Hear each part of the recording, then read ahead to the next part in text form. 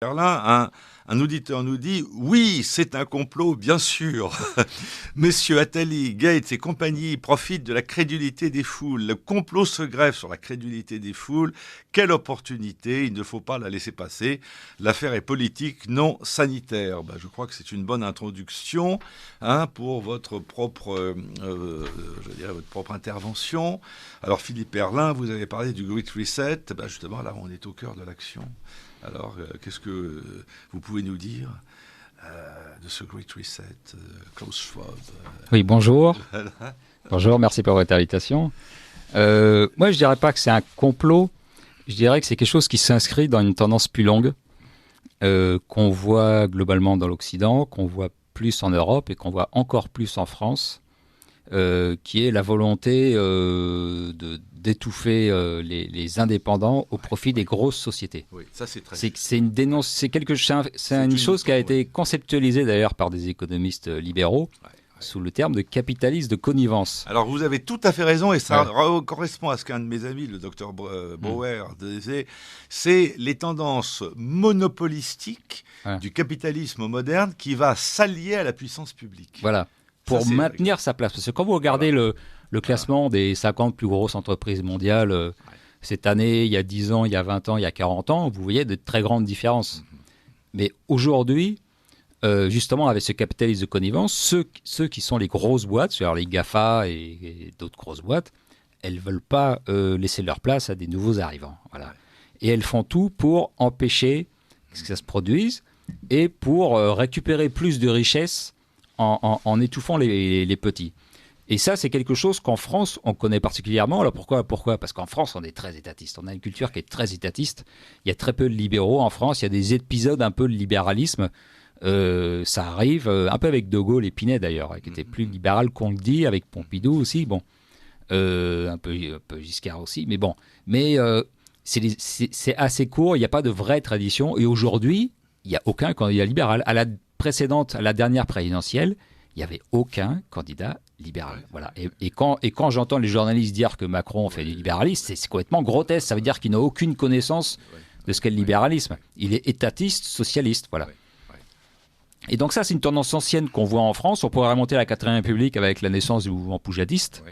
Voilà. Et puis ça s'est suivi après. Bon, on a favorisé les grandes surfaces encore au détriment des petits commerçants. Pour reprendre aussi une référence qui est plus récente, le RSI était tellement dysfonctionnel, il a envoyé tellement de petites entreprises au tapis qu'on peut presque se demander si c'était pas fait exprès. Je veux dire, c'était catastrophique ce système. Ça envoyait des demandes de cotisation qui étaient absolument hors de propos du chiffre d'affaires et ça passait dans la presse, mais personne ne réagissait. Il s'est passé plusieurs années. Mais au passage... Alors, RSI, ça veut dire régime de sécurité... Qu'est-ce que ça veut dire le RSI, c'était un régime pour les petites entreprises. C'est ça, c'est régime de quoi de solidarité Je n'ai plus le terme en tête, mais c'était le régime de cotisation pour les petits entrepreneurs. C'est ça. Alors maintenant, ça a été remplacé, c'est peut-être un peu moins... Calamiteux. Il y a un peu moins de catastrophes, d'après ce qu'on en peut en lire. Bon. Voilà, mais je veux dire, il y a une tendance générale à étouffer les petits, et c'est aussi ce qui s'appelle aussi, ça c'est un autre concept économique, un transfert de richesse. Il y a un transfert de richesse entre les petits qu'on écrase et les gros qui récupèrent la valeur.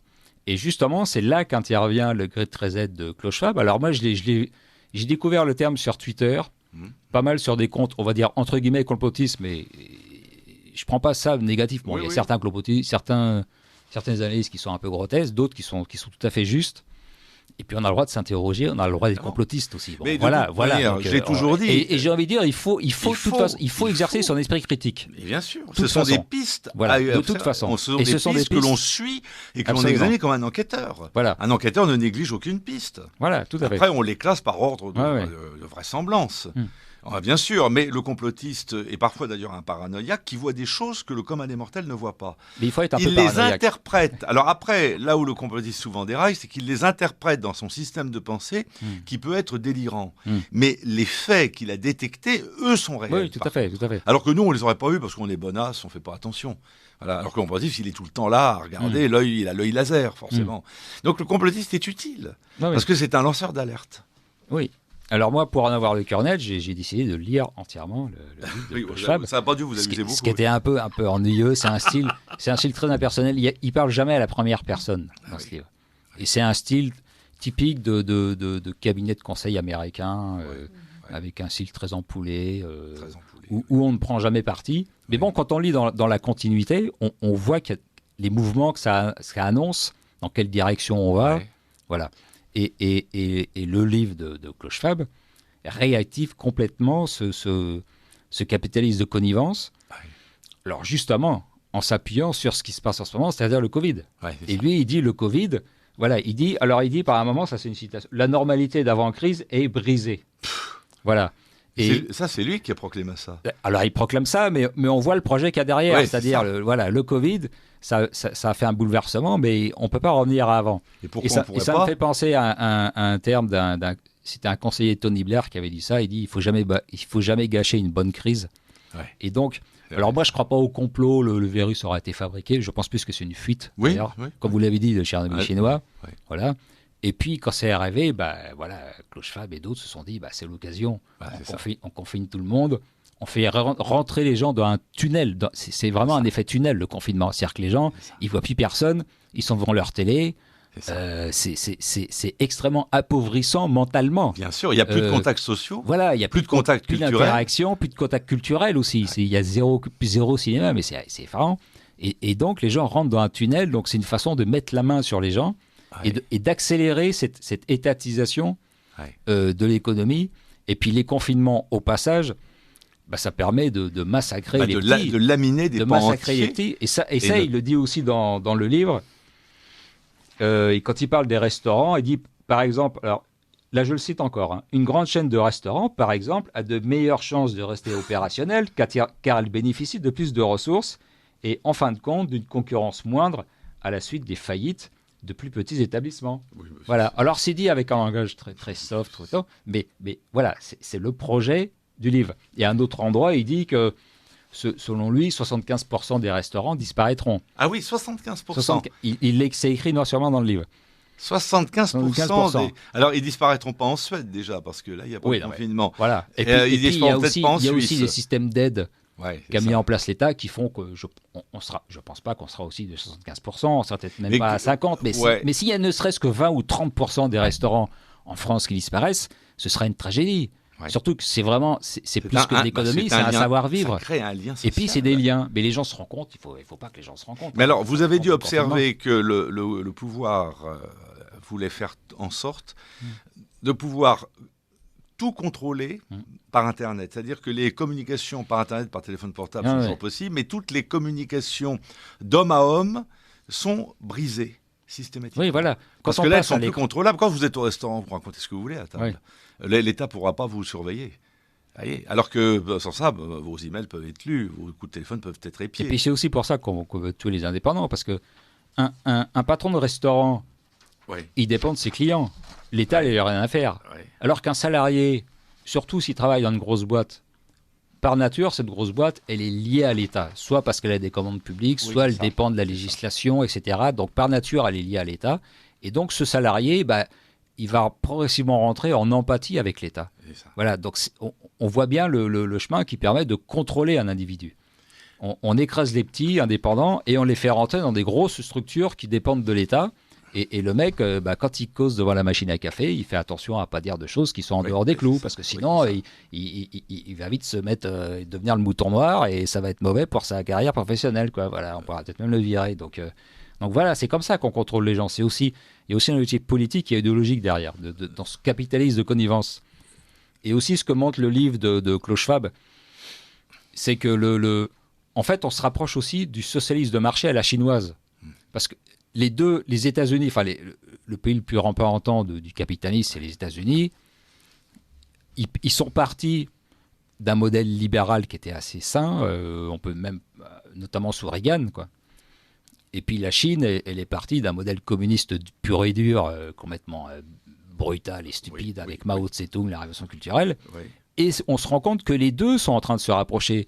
La Chine, elle a permis effectivement un capitalisme, la création d'entreprises, mais on voit bien que les les grands patrons, enfin les patrons même les grands patrons de société sont sous surveillance. Et je vais juste rappeler le cas de Jack Ma, le fondateur d'Alibaba, qui est la plus brillante réussite chinoise, qui est cotée à la bourse de New York. C'est l'équivalent d'Amazon, c'est une réussite exceptionnelle. En septembre dernier, il a critiqué, alors même pas le parti unique, le parti communiste, on ne parle pas de ça. Il a critiqué le système bancaire chinois. Bon, voilà, vraiment.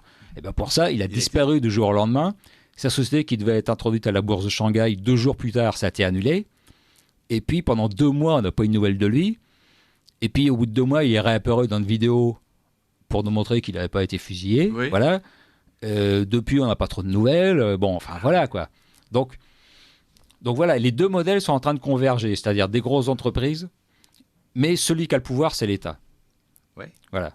Et c'est là où je ferai une critique un peu aux complotistes, à pas mal de complotistes, qui eux considèrent que le pouvoir, c'est l'argent, les multinationales, qui contrôlent l'État.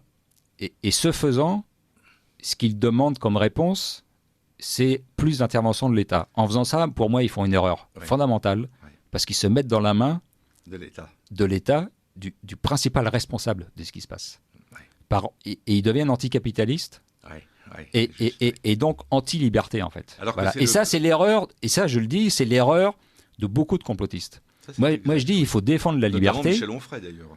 Voilà, mais voilà. L'anticapitalisme, c'est une idiotie. Là, c'est justement le capitalisme populaire qui est la meilleure. Mais voilà, qu'il faut défendre. Voilà. C'est la propriété privée, le capitalisme populaire, l'esprit d'initiative, l'esprit d'entreprise, l'esprit de responsabilité. Voilà, ce qu'il faut défendre, c'est les libertés. C'est ça qui fait la spécificité de l'Occident.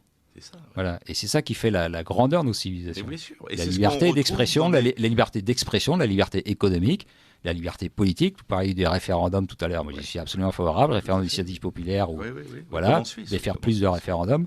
Voilà, c'est la liberté dans tous les domaines. C'est ça qu'il faut défendre. Et surtout pas faire des psychos sur les multinationales, le pouvoir de l'argent, et puis dire pour éviter ça, il faut que l'État intervienne plus. Ah bah non, parce que là, vous tombez exactement dans le piège. Parce qu'il y a cette espèce d'alliance terrifiante entre l'État totalitaire et le capitalisme monopolistique. Voilà. Mais d'ailleurs, on le voit, vous savez, quand vous êtes persécuté sur la route par les radars, ça s'appelle un partenariat public-privé.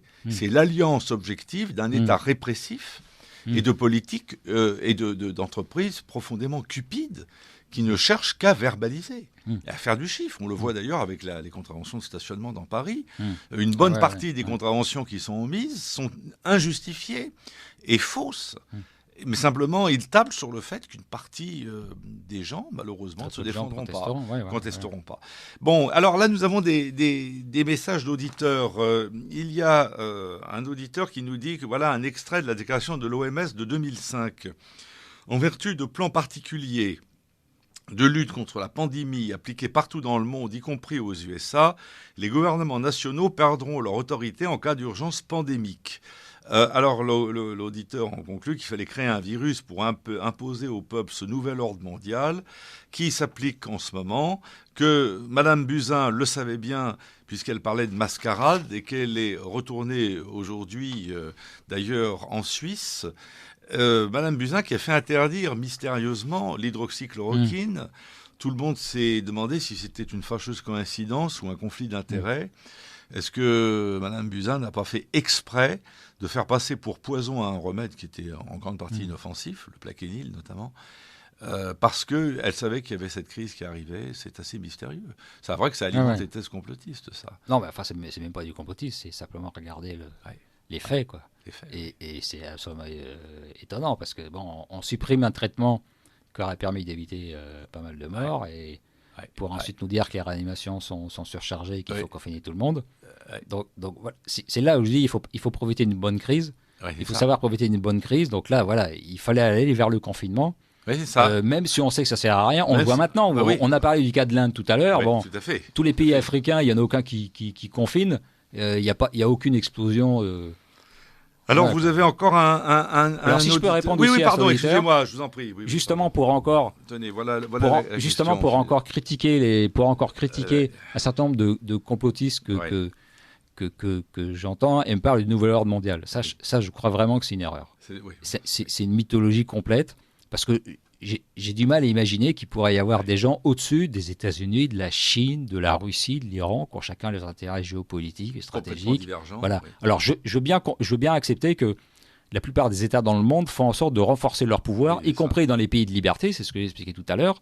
Voilà, mais c'est pas pour ça qu'on fait un gouvernement mondial, quoi. Oui. Et ça, je crois que c'est encore une fausse piste d'un certain nombre de gens complotistes ou qui Alors, refusent le discours actuel. Il y a quand même le Forum économique de Davos, il y a quand même les déclarations de Bill Gates. Oui, mais Davos, il y a ça... quand même George Soros avec l'Open Society. Il y a quand même un ensemble de structures bien vues dans les milieux bien pensants de l'Europe en particulier. Bien sûr, mais il y a des discours qui traversent tous les pays. Par exemple, le réchauffement climatique, je vais en parler tout à l'heure. Ouais. Ça, c'est défendu par la Chine, mais en fait, c'est de l'hypocrisie. Enfin, mais bon, je vais y revenir, quoi. Oui, tout à fait. Tout à fait. D'ailleurs, vous remarquerez une chose, c'est qu'ils essayent, enfin, ceux qu'on pourrait appeler les prédateurs, ceux qui essayent de tirer parti de la crise, essayent depuis maintenant quelques mois d'établir un lien ô combien hasardeux entre le coronavirus et le réchauffement climatique. Voilà. Alors ça, c'est totalement ahurissant. Voilà. Alors ça, c'est alors vraiment... là, franchement, ahurissant, ce truc-là. Non, mais il faut bien le dire parce que c'est précisément, je dirais, l'innovation du livre de Klaus Schwab. Ouais. C'est qu'il relie les deux. Et il nous explique qu'une fois que le Covid sera terminé, il ne faudra pas revenir à l'économie d'avant, même s'il reconnaît qu'elle fonctionnait bien. Ouais. Il ne faudra pas revenir à l'économie d'avant, parce que nous aurons à lutter contre le réchauffement climatique. Et il faut absolument le faire, sinon on va tous griller, on va tous mourir de chaleur, et voilà. Et donc il faut absolument lutter contre le réchauffement climatique. Et donc ça, et moi je vois ça, c'est-à-dire que le Covid va servir de déclencheur pour le réchauffement climatique. Parce que le réchauffement climatique, on nous fait énormément de propagande. Alors, nous, quand nous critiquons le réchauffement climatique, Philippe Bernard et moi-même, nous précisons pour nos éditeurs qu'on ne veut pas contester qu'il y ait un réchauffement lié à des cycles, et qui est d'ailleurs indiscutable. On a vu les glaciers diminuer, on le sait très bien qu'il y a un réchauffement. Simplement, ce que nous disons, c'est que ce réchauffement est peut-être à 95% d'origine parfaitement naturelle, physique, biologique, chimique, par exemple l'activité solaire. Et que la part humaine est complètement négligeable. Et que la part de l'homme, elle est marginale. Voilà, elle est marginale, elle joue. C'est vrai qu'elle joue, mais bon, elle joue dans des proportions qui restent à déterminer. Donc quand on dit qu'on qui ne justifie pas de basculer l'économie, qui ne justifie pas de ruiner toute la civilisation occidentale pour économiser 1 millionième de degré. C'est ce que dit d'ailleurs mon collègue Rémi Prudhomme. Il dit avec la voiture électrique, vous allez ruiner une bonne partie de l'économie de l'automobile, de l'industrie automobile, et vous ne bougerez pas d'1 millième de degré la température du globe. Absolument. Surtout pendant ce temps-là, alors que les Chinois continuent à faire marcher leurs centrales à charbon. Là, on est dans un délire. Et là, ça devient un délire idéologique. Ça devient un délire idéologique. Enfin, c'est idéologique, mais ça répond, qui répond à ce dont on parle, c'est-à-dire c'est le contrôle des populations, parce que quand vous contrôlez la façon dont les gens se déplacent, leur habitation, l'agriculture, l'industrie, vous contrôlez toute la société. Quoi. Bien sûr. On est revenu au Gosplan soviétique. Mais si vous imaginez un instant... On est revenu à une économie étatisée. Quoi. Et imaginez que... Mais ça fait plaisir aux gens qui veulent du pouvoir, évidemment, et qui veulent restreindre les libertés. C'est tout à fait ça. Voilà. Regardez...